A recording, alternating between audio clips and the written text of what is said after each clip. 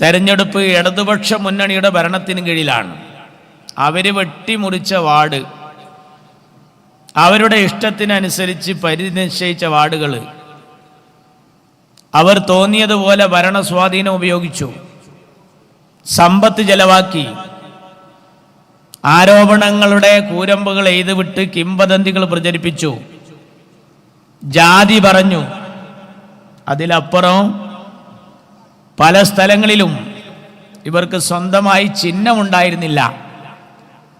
ചിഹ്നവുമായി ആളുകളെ സമീപിച്ച സ്ഥലത്തൊക്കെ 8 നില കയറി പൊട്ടി.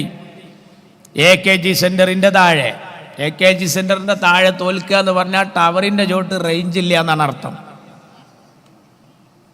പിന്നെയോ സഖാവ് EMS നമ്പൂതിരിപ്പാടിൻ്റെ മണ്ണ് ഏലംകുളം, മുസ്ലിം ലീഗിൻ്റെ പ്രസിഡന്റാണ് വരാനിരിക്കുന്നത്.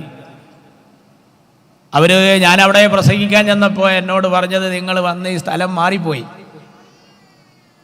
നമ്മൾ പാറമേലാ കൊത്തിയത്, വെള്ളം കണ്ടു, ഇഞ്ഞു പറ്റൂല എന്ന് ഉറപ്പാണ്. പാറയിലാ വെള്ളം കണ്ടത്.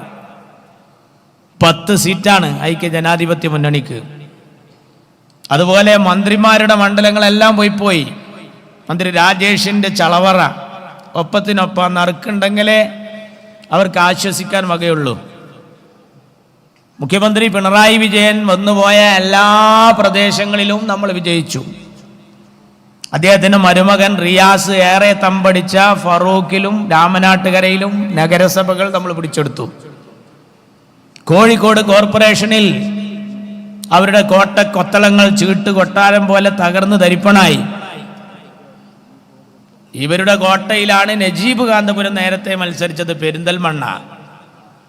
നജീബ് എന്ന് വരുമ്പോൾ ഇവർ പറഞ്ഞിരുന്നത്, ഞങ്ങളെ കോട്ടയിൽ ഇവൻ എങ്ങനെ ജയിക്കാനാണ്, ഞങ്ങൾ നിർത്തി നജീബിനെ, ഞങ്ങൾ ഉജ്ജ്വലമായ വിജയം കൈവരിച്ചു എന്ന് മാത്രമല്ല, ഇപ്പോൾ ഇതുവരെ കിട്ടാത്ത പെരിന്തൽമണ്ണ നഗരസഭയും നജീബിൻ്റെ നേതൃത്വത്തിൽ ഞങ്ങൾ നേടിയെടുത്തു.